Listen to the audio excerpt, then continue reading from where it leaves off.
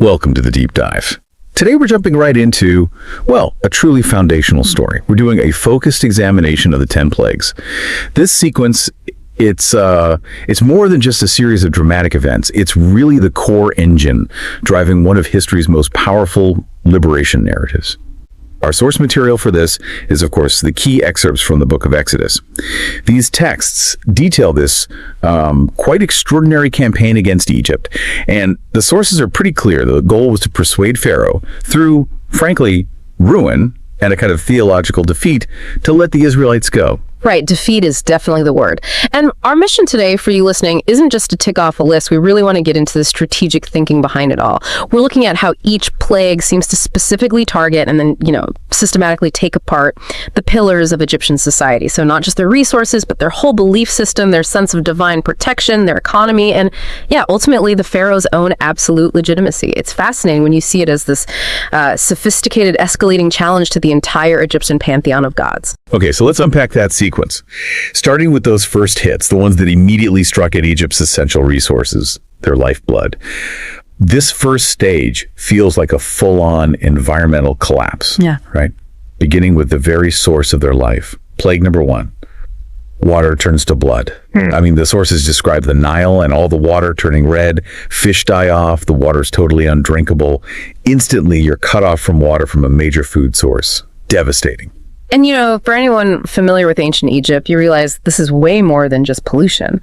The Nile was literally worshipped, often personified as the god happy spirit of fertility. The inundation, the whole agricultural cycle depended on him.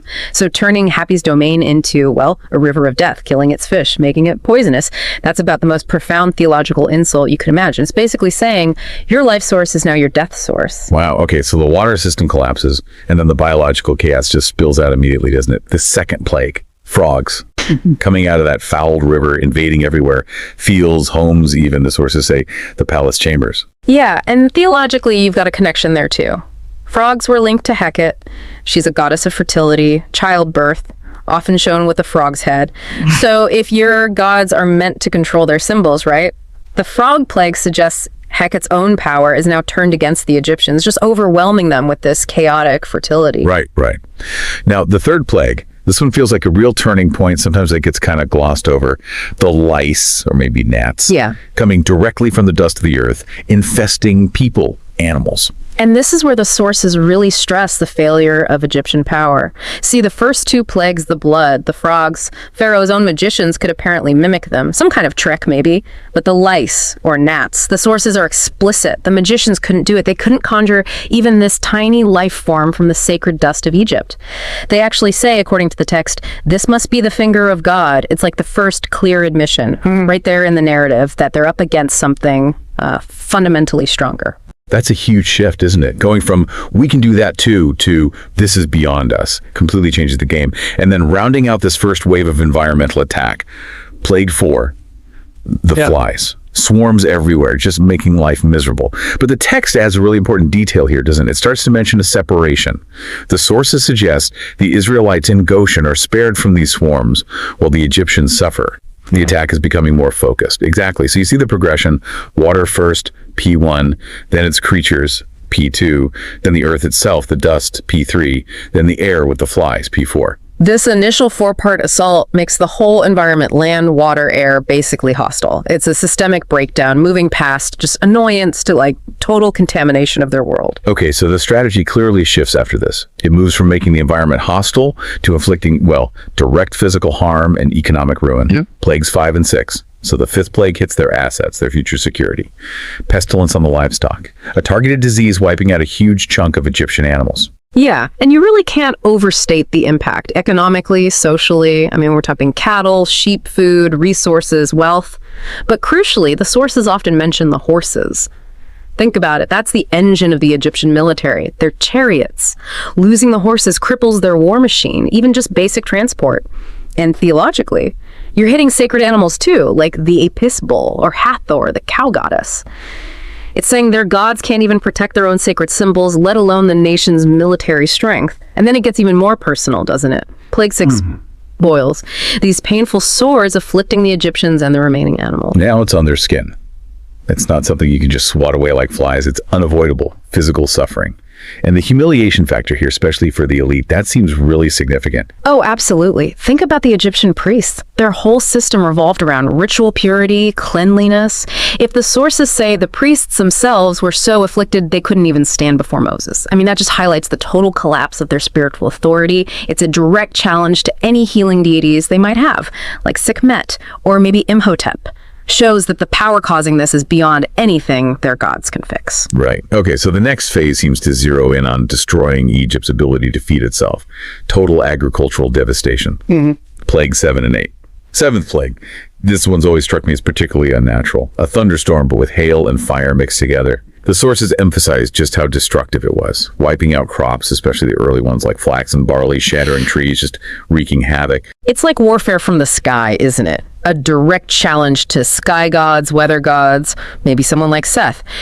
And that combination, hail and fire, things that just don't normally happen together, it signals this overwhelming control over nature itself, breaking the rules. It shatters those early crops, the promise of the immediate harvest, but maybe leaves the later crops like wheat and rye that weren't fully grown yet, vulnerable for what comes next. And what comes next ensures there's nothing left. Plague 8, locusts, massive swarms descending and eating everything green that the hail and fire didn't destroy. The texts really stress the totality of it. What the storm didn't get, the insects finished. Complete destruction. Yeah, there's no ambiguity. It guarantees starvation isn't just a threat, it's a certainty. The entire population is facing a future with literally nothing to eat. This pattern is just relentless, isn't it? Water denied, animals denied, now food denied. It feels like a strategic dismantling. That's exactly what it looks like. It's a strategic crescendo, building and building. It leaves Egypt defenseless, infrastructure collapsing, completely unable to sustain itself.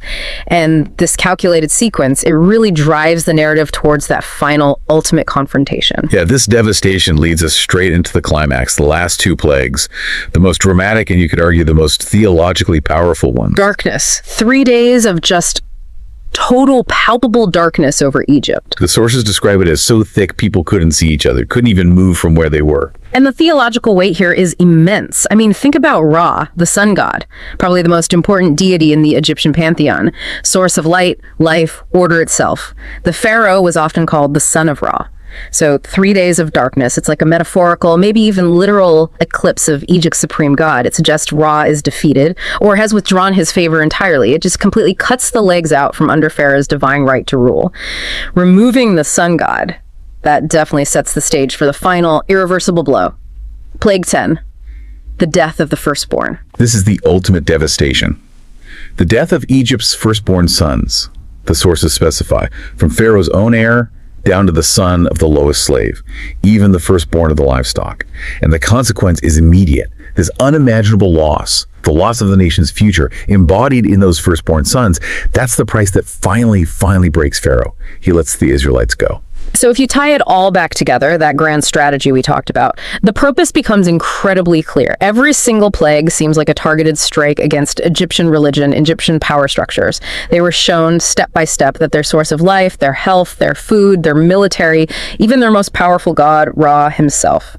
All of it was vulnerable to a power they couldn't comprehend or resist. And the source material connects this final act, this terrible judgment, but also liberation, directly to a new ritual, doesn't it? The Passover. Yeah, the sources are very specific there. They detail how the Israelites were protected, commanded to mark their doors with lamb's blood, so the destroyer or the angel of death would see the mark and pass over their homes, sparing their firstborn. And this ritual, it's not just about remembering, it becomes the defining act of their freedom. It ensures that this liberation event is baked into their identity, their history, observed every single year.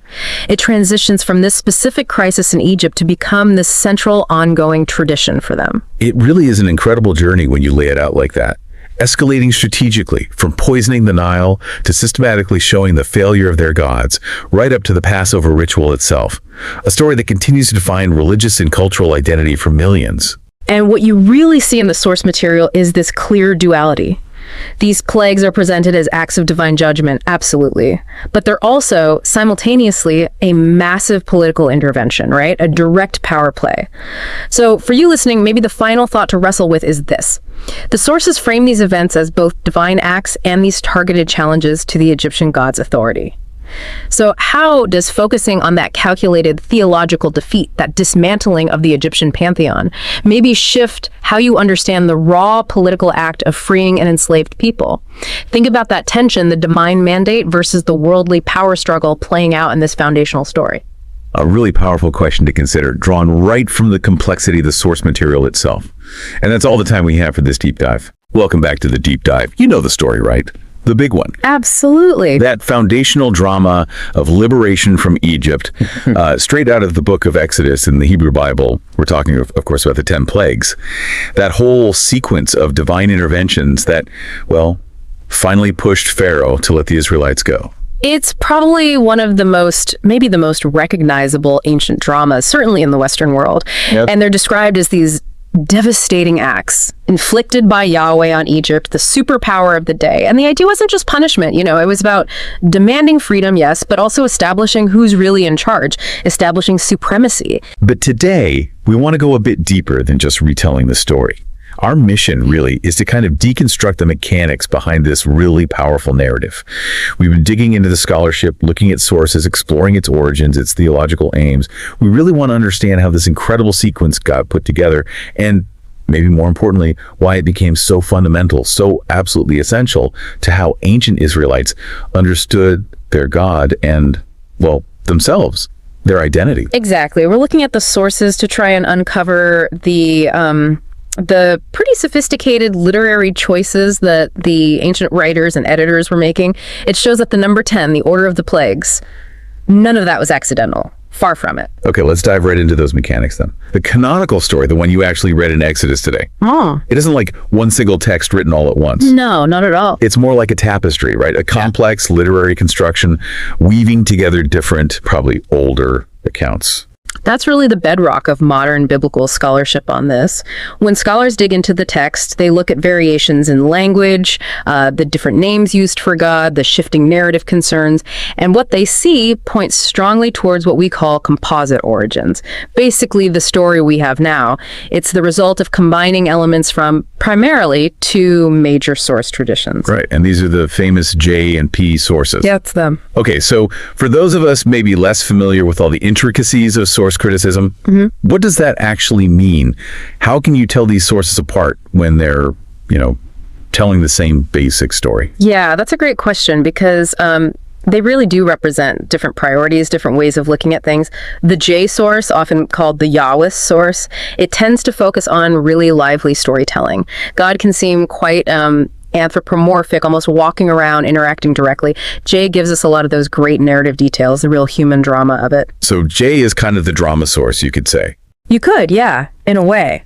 Now the P source, the priestly source, is well, it's markedly different. P is much more concerned with things like chronology, ritual purity, genealogies, setting up the whole structure of the Mosaic covenant. Definitely more formal. P tends to be more rigid, you could say, maybe less overtly narrative driven in the same way as J. It often emphasizes God's majesty, God's transcendence. So in the plague narratives, for instance, P is really focused on precise numbers, the specific roles of Moses and Aaron, making sure they execute God's commands meticulously. Okay, so the editor, the person or group who assembled the final book of Exodus, they're essentially sitting there with like two different scripts. Sort of, yeah. Two different takes on the same basic events. One focused on the dramatic interactions, the characters, and the other really focused on the legal side, the ritual correctness, the divine order. And that's the genius, really, of the final compilation. They had these accounts that sometimes, differed on specific details, maybe even the exact order of some plagues wasn't identical. But by combining the two, the J account and the P account, the editor or editors managed to synthesize this incredibly powerful, comprehensive narrative. And that synthesis is what established the iconic sequence of exactly 10 plagues. Ah, okay. So if the number 10 itself comes out of this creative blending, then it stops being just a raw historical count, maybe, and becomes much more of a deliberate literary choice, a design choice. Absolutely, a design choice loaded with meaning. And we know this final unified narrative. It took a while to really settle into its final form. While the roots of these traditions are certainly ancient, the scholarship suggests that the final composite form of the 10 Plagues story probably reached its literary completion sometime in the mid-Persian period. So roughly the 5th century BCE. That's the time frame, yeah. And that context is so important, isn't it? Because this is a time when the Israelite community, often scattered, sometimes under foreign rule, was really intensely focused on defining itself, solidifying its unique religious identity, its national story. Right. They needed a definitive, powerful narrative of where they came from, of liberation. That makes sense. The need for a solid identity drives the need for a solid founding story. It does. And we even have glimpses of this refining process happening within the Bible itself. If you look at earlier biblical texts, like, say, Psalm 78 or Psalm 105, they also talk about cycles of divine judgment on Egypt. They mention plague-like events. Right, I've seen those references. But the lists there, they're actually different. They include some of the plagues we know from Exodus, sure, but they might omit others or change the emphasis or even list slightly different things. It shows the story was, well, alive. It was breathing, being molded over time to serve its ultimate theological purpose. Wow, okay. That really shifts the ground. So if the number 10 is a design choice, maybe representing completeness or totality, what specific theological message was that design meant to deliver? This is where it gets really fascinating, I think. This is the core theological punch, absolutely. The 10 plagues, especially in their final, structured, composite form, they serve as this overwhelming declaration of Yahweh's power. But it's not just power in general, it's targeted, it's systematic.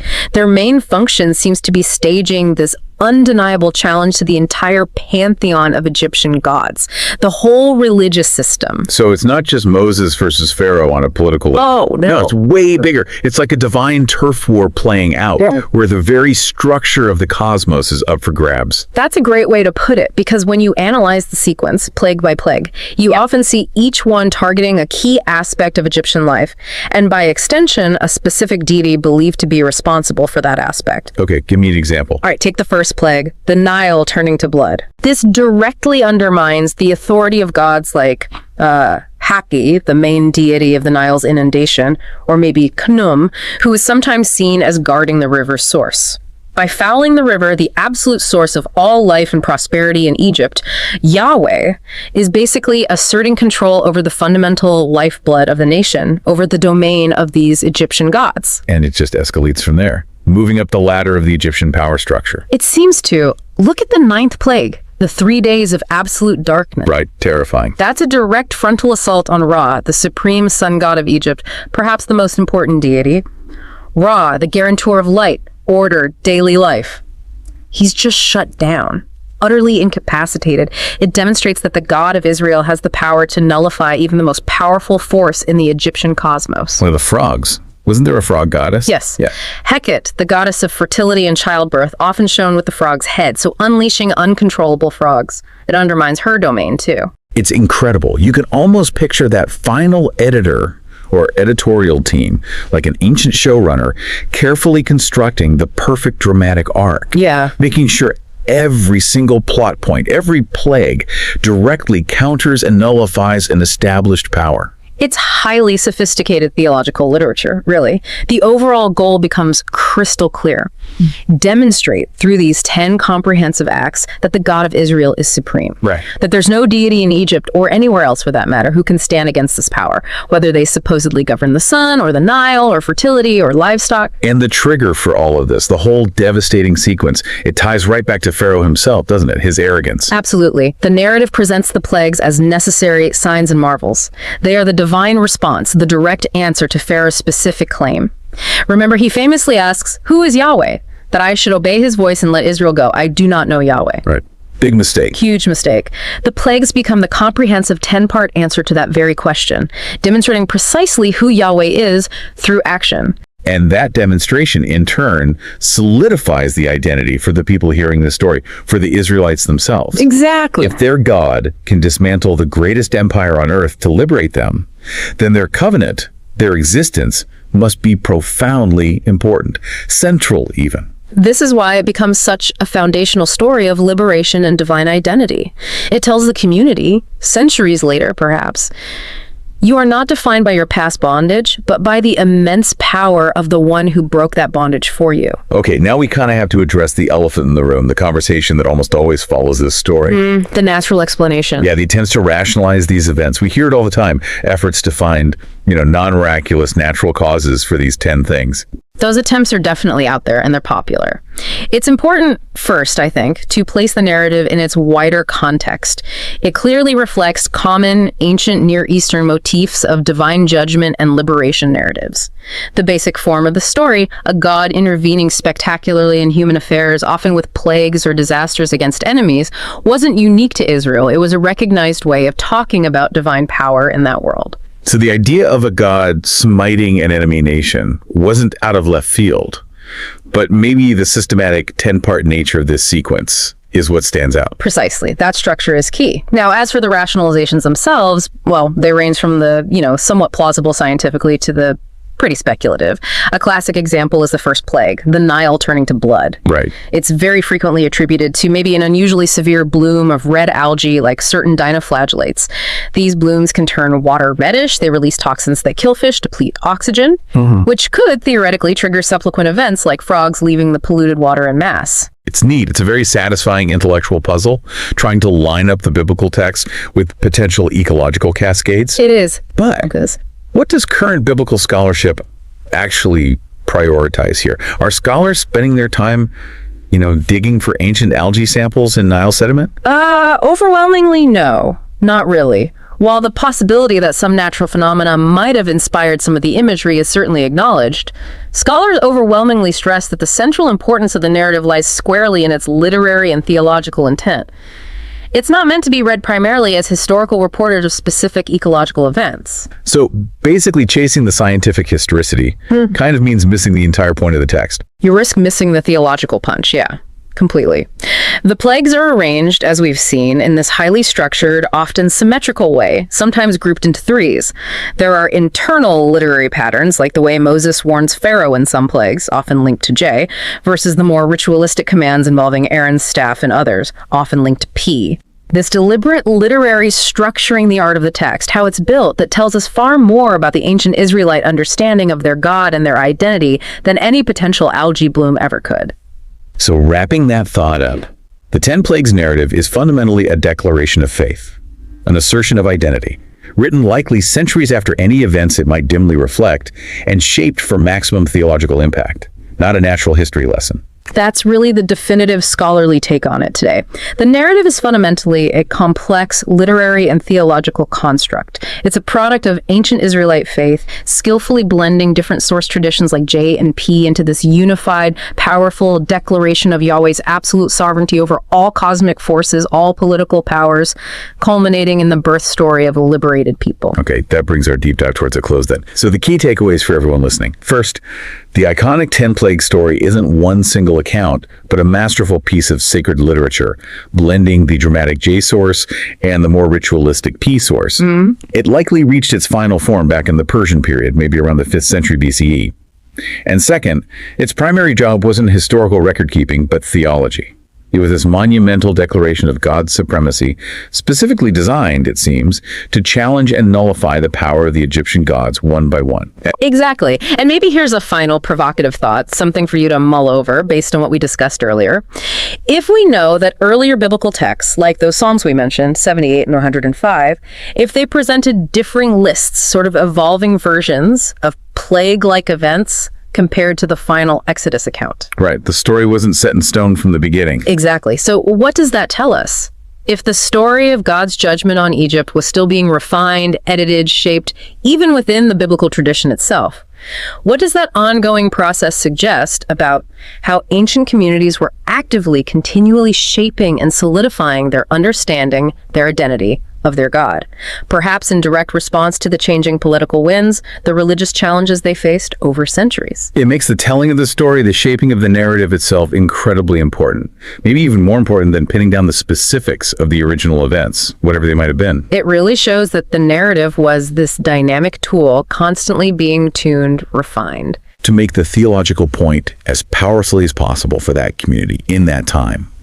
The refining of the story was the defining of the faith. Something worth thinking about. Definitely is. Well, thank you for joining us for this deep dive into the composite origins and the profound theological power behind the 10 Plagues narrative. We hope this gives you a new lens, maybe, to look through next time you encounter the Exodus story. Okay, let's dive in. We're tackling one of the most Well, epic stories out there. The 10 plagues of Egypt. Everyone knows it. Usually seen as 10 separate supernatural events. But the sources we're looking at today ask, what if they weren't? Exactly. That's the heart of it. We're stepping into the world of purely scientific theories here. Specifically, the idea that maybe one single big ecological event triggered a kind of disastrous chain reaction. A domino effect. Precisely. Our goal is to trace that potential chain. Can we map out a plausible, cause and effect sequence that links all 10 plagues, making them part of one connected ecological or climatic story? Right. Not just one bad thing after another, but one thing causing the next. That's where it gets really fascinating, isn't it? It really is. And to get there, we need to start with the big picture. The potential macro drivers, as the sources call them, these massive external triggers that might have kicked the whole thing off. Okay, so what are we talking about? What huge events could have started this cascade? Well, the sources mainly point to two possibilities around the time the Exodus story is set. First, some significant climate instability. Maybe a really severe El Nino event causing, totally abnormal weather across the region. Altering the Nile. Dramatically, making it sluggish, maybe warmer than usual. And second, possibly even more impactful, the gigantic volcanic eruption of Thera. Modern-day Santorini. Thera. And just remind us, the scale of that eruption was huge, right? Oh, immense. Truly one of the largest volcanic events in recorded human history. So how could an eruption way over in Santorini affect Egypt? Seems quite far. It is far, but an eruption that Big East throws literally billions of tons of ash and aerosols way up into the atmosphere. It messes with climate patterns regionally, even globally, for years. You get ash falling, acid rain, hundreds, maybe thousands of miles away. Wow. Yeah, so it could absolutely disrupt weather patterns over Egypt, dropping ash, changing temperatures, basically setting the stage with environmental instability. Okay, so we've got this volatile backdrop, El Nino, or maybe volcanic fallout, or both. And that leads us directly into the first plague, the water turning to blood. And the scientific explanation floated here is a massive algal bloom, sometimes called a red tide, but in this case in the fresh water of the Nile. A bloom, like algae. Exactly. Specific kinds, like dinoflagellates or cyanobacteria that have pigments. Under the right conditions, they multiply like crazy. And those conditions would be? Created by those macro drivers we just talked about. If the Nile slows down, gets warmer, more stagnant because of climate shift. Perfect conditions for algae. Bingo. They bloom, then they die off, release toxins, and suck all the oxygen out of the water. So the water turns this reddish-brown color, it stinks, it's putrid, and it kills the fish. Makes the main water source completely unusable. Poisonous, even. Right. So the Nile's basically become a toxic dead zone, which sets things up perfectly for plague number 2, the frogs. This connection feels very direct. It's immediate. The frogs, unlike fish, can move. They're amphibians. They have to get out of that poisoned water. So they flee onto land. In massive numbers. A sudden exodus from the river, just trying to escape the die-off. They overrun everything. Okay, that makes sense. Almost an instant reaction. But then, this is where the ecological dominoes really start to fall, right? The frogs die on land, and they normally eat insects. Loads of them. And now not only are the frogs gone, but you've got millions of dead frog decaying everywhere. Oh, lovely. Yeah. So combine that with the already disrupted, probably swampy, contaminated conditions from the poison Nile. And you get plagues 3 and 4, the lice, or gnats, and then the flies. Exactly. It's an insect paradise. The sources really stress this environmental link. Warmth, moisture, decaying organic matter. And no predators. Hold on, though. It sounds almost too neat. Does removing one predator, the frogs, really cause insects to explode like that? Not just increase, but explode? Well, think about it as creating an ecological vacuum practically overnight. Plus, you provided this unprecedented food source, the dead frogs, and ideal breeding conditions. So the populations of things like lice, gnats, biting flies, they don't just creep up, they boom. Exponentially. We're talking overwhelming swarms. Okay, I see. A true infestation. And these huge swarms of biting insects, they're obviously great at spreading diseases. Perfect vectors. Which leads straight into plague number 5. The pestilence on livestock. Makes sense. The insects bite the animals, spread disease. Exactly. Especially in a situation where sanitation is already collapsing. The thinking is this could have been diseases like Rift Valley fever or maybe African horse sickness, things known to be spread by insects and hit livestock hard. But why livestock specifically? Why wouldn't people be getting just as sick straight away? Well, that's down to, which bugs carry which diseases and who's most vulnerable. Rift Valley fever, for instance, hits sheep, goats, cattle really hard, often worse than humans. Ah, So it paints a picture where these massive insect swarms first cause epidemics among these concentrated, vulnerable animal populations. got it. So let's recap the chain so far for you listening. Climate disruption leads to the Red Nile. That kills the fish, driving out the frogs. The dead frogs fuel an insect explosion. The insects then spread disease to the livestock. That's 5 plagues linked. But then it gets personal with plague 6. The boils. Yeah, this is the human cost hitting directly. The boils are suggested to be nasty skin infections or maybe severe reactions to all the insect bites from plague 4. So either direct bites or secondary infections. Could be either or both. With the lack of clean water, the general filth, maybe contact with diseased animal carcasses, infections could spread like wildfire through the human population. The whole ecosystem is just broken at this point. Okay, so that first chain was very biological, ecological. Now we seem to pivot back to those bigger forces, right? Back to the atmosphere and climate for plague 7, the thunderstorm of hail and fire. That's right. This one isn't driven by the insect cycle, it's atmospheric again. The sources describe a really unusually severe hailstorm, which is weird for Egypt, usually pretty dry and stable, weather-wise. So how does that link back? Again, it points to that background instability. If you have, say, very cold air high up colliding violently with warm, moist air rising from the ground, maybe because of those ongoing El Nino effects or volcanic disruption, you can get extreme thunderstorms. The kind that produces massive hail. Exactly. And intense lightning, which could be the fire part of the description. It's an extreme weather event, but one plausibly linked to the overall climatic chaos. And if that storm just flattened any crops that were somehow still standing, What little vegetation was left would be incredibly vulnerable. And that might be why Plague 8, the locusts, comes next. the locust. Yeah. After the hail clears, maybe specific weather conditions, perhaps some moisture, then heat could trigger locust swarms to either breed locally or migrate into the area. They devour anything the hail hadn't destroyed. It's like the final blow to agriculture. It's just relentless. Okay, next up is maybe one of the most dramatic. Plague 9, the darkness. 3 days of palpable darkness. It's a powerful image. And there are 2 main natural explanations offered, both tying back to those big drivers. One is a massive, extreme version of a Khamsin sandstorm. Like a dust storm, but way worse. Way worse.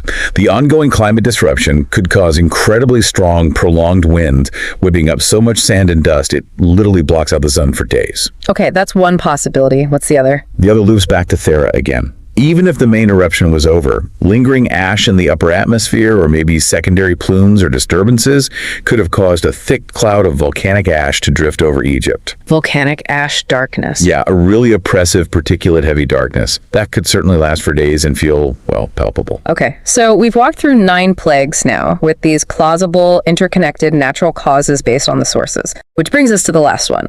Plague 10. The death of the firstborn. This one feels different. It's so specific. It absolutely is. And that's the biggest challenge for any naturalistic explanation, isn't it? How does a natural event target one specific group within households? There's no easy scientific consensus here, obviously. Understandably. But the sources do explore some hypotheses. They try to link it to the cumulative horror of the previous 9 plagues. Okay, how could that possibly work? How does environmental collapse lead to that specific outcome? Well, think about the conditions after 9 plagues. Widespread famine, disease everywhere, zero sanitation, maybe contaminated food and water stores. One idea involves toxins. What if the grain stores, maybe the only food left, became contaminated, perhaps with fungal mycotoxins, or even from rodent droppings, rodents likely thriving amidst the chaos. Okay. If cultural practice meant the firstborn, or maybe the head of the household, got the first or largest share of this dwindling contaminated food, they might be disproportionately affected by a fast-acting toxin or pathogen in that food. That brings culture into it. What about that hypoxia idea, lack of oxygen? That one's also quite compelling, especially if the darkness was ash or intense dust. Air quality would be atrocious. Inside homes, maybe poorly ventilated spaces where people huddled for shelter, perhaps burning lamps or dung for fuel. The air could become toxic. Exactly. Heavy with particles, maybe carbon monoxide builds up, or just critically low oxygen levels, hypoxia. In that scenario, the most vulnerable, perhaps those sleeping lower to the ground where heavy gases settle, or those already weakened, they might succumb overnight. It's speculative, but it tries to find a mechanism within that environmental disaster. So stepping back and looking at the whole sequence, from climate shifts to this incredibly specific final tragedy, what's the big takeaway here? I think the most powerful idea is the interconnectedness. The strength of this whole line of thinking isn't just finding a natural cause for each plague individually, but seeing how one could plausibly, almost inevitably, lead to the next. The chain reaction. Yes. An external shock triggers an algal bloom, which causes an ecological cascade through fish and frogs, which unleashes insects and disease, compounded by atmospheric events like hail and darkness, ultimately creating conditions where even a highly specific mortality event might occur among the most exposed or vulnerable. It reframes it all as potentially one unfolding climate-driven catastrophe. It's a really compelling narrative, but as you said, and as the sources stress, this isn't about definitive proof. Absolutely critical point. This is all speculative. We don't have the direct geological or archaeological evidence to say, yes, this happened exactly then and caused that. These theories offer a plausible naturalistic scenario, a way things could have happened that might underlie the biblical account, rather than trying to disprove or replace it. It explores the intersection of nature and narrative. So a final thought maybe for you, the listener, to chew on. If one major climate event, like a massive volcano or a severe El Nino, could potentially trigger such a perfectly sequenced, utterly devastating chain of ecological disasters, leading to 10 distinct plagues, what does that tell us about how fragile ecosystems can be, and maybe how powerfully climate events might have shaped human history, stories, and even beliefs across the ages? Something to think about.